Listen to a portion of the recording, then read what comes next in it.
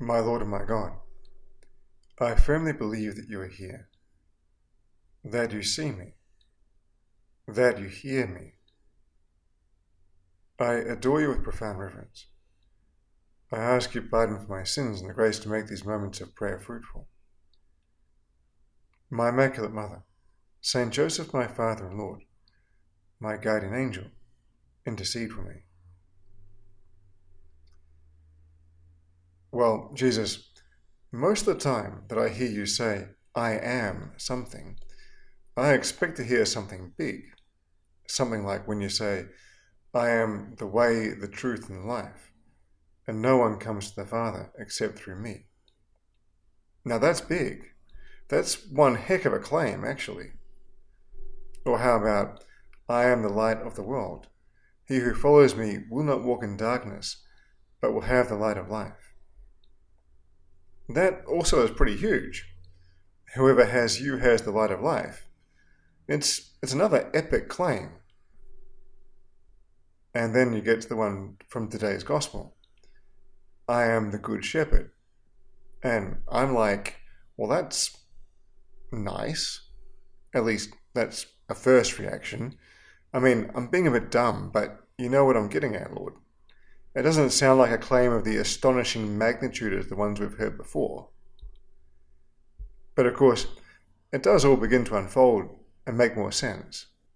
Because then I hear it go on. I am the good shepherd. The good shepherd is the one who lays down his life for his sheep. Admittedly, Lord, I don't know any shepherds who would be willing to do that. Not even close. Not that I know any shepherds like the ones there were when you walked on earth. But sheep farmers, for sure, I've met plenty. They're definitely not about to lay down and die in order to protect a sheep. But then, I suppose that's the thing. It's just mechanics for anyone with sheep, at least nowadays.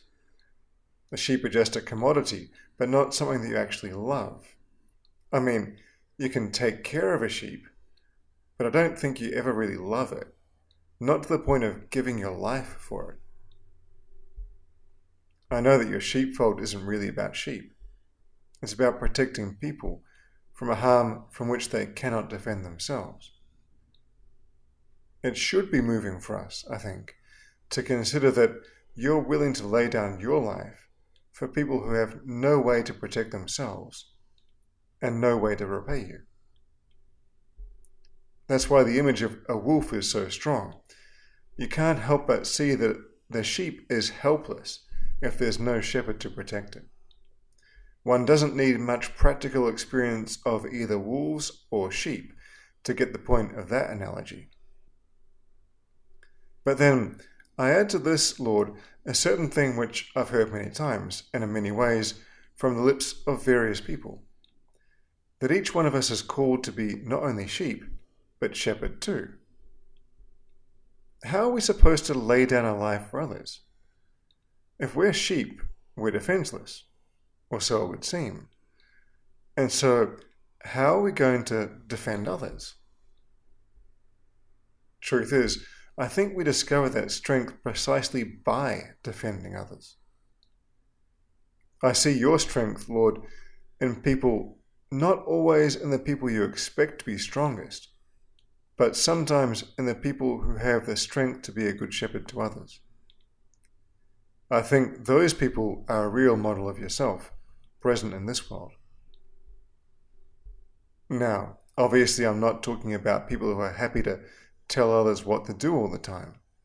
That's not really standing up to defend anyone. Nor am I thinking of people who stand up physically to defend others, since, although that's a heroic act, it's not that frequent. No, actually, what comes to my mind, Lord, are those people who stand up and lead others away from problems, away from sin, by living well themselves, even though it costs them. I know plenty of people, for example, who live in a social setting where people tend to get drunk a lot, use drugs, and get involved with other stuff that I just won't mention here, but you know what I'm on about. And yet, even though the whole social compass around them points in that direction, they have the guts to do the opposite. It's crazy impressive, and I can't help but see you in those people. It has an effect as well. I remember talking to a guy quite a few years ago. He was an awesome bloke, but he was struggling with that kind of environment. It was just really hard to say no to everyone else. I think all of us have at least a bit of that experience, to be honest. Anyway, he was trying but finding it difficult. Sometimes you'd think the best thing would be just to find a different bunch of mates, but that wasn't much of an option for various reasons. Then he struck on a winner. Not getting rid of his mates, but getting closer to one. A guy who wasn't perfect himself, but was solid. He had a few defects, as we all do, but he wasn't about to give in to the particular kind of stuff that this bloke was struggling with. He told me, yeah, whenever I'm with him it's easy, 'cause he just says no to everyone else, and that's it. And when he says it, I can do it with him.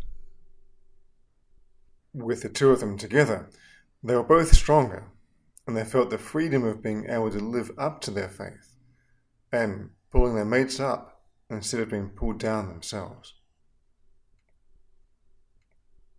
Well, you think how many people we could help just by having the strength to say no at the right time, or to say yes at the right time.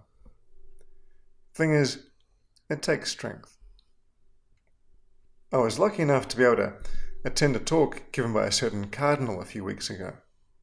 I won't mention his name because it was very informal, and I don't know that he would want to be quoted publicly. But suffice to say that he's a good shepherd, an extraordinarily strong man who has had to lay down his life for Jesus' flock many times and in many ways. He mentioned that someone told him once, if you stand on your own feet before the onslaught of the mob 3 times, you gain a strength that lasts a lifetime. Well, he himself has most certainly done that, and wielded that strength for the good of many souls.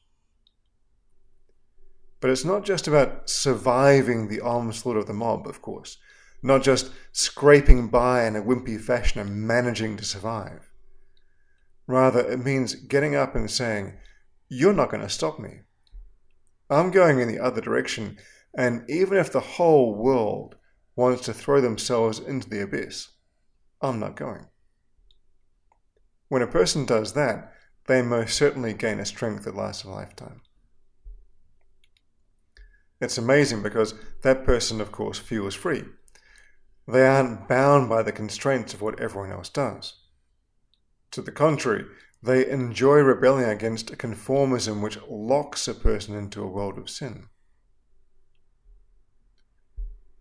Well, Lord, I think with a few more good shepherds after your own heart, people with that strength and that freedom, you'd find it a lot easier to protect the sheep of your fold from that wolf that is sin, seeking souls to devour. We ask you to help us all to grow in that spirit of daring, and even to take the Cardinal's advice, to decide to stand our ground against the onslaught of what anyone else says, and so gain our strength and our freedom. Our Mother Mary, help us to grow in that love for souls which led Jesus to be strong enough even to give himself for us. Help us also to know the feeling of freedom that we find when we also lay down our life for others, like a good shepherd, and then experience as well the joy that flows from that. I thank you, my God, for the good resolutions, affections, and inspirations which you have communicated to me in this time of prayer. I ask your assistance in putting them into effect. My Immaculate Mother, Saint Joseph, my Father and Lord, my guardian angel, intercede for me.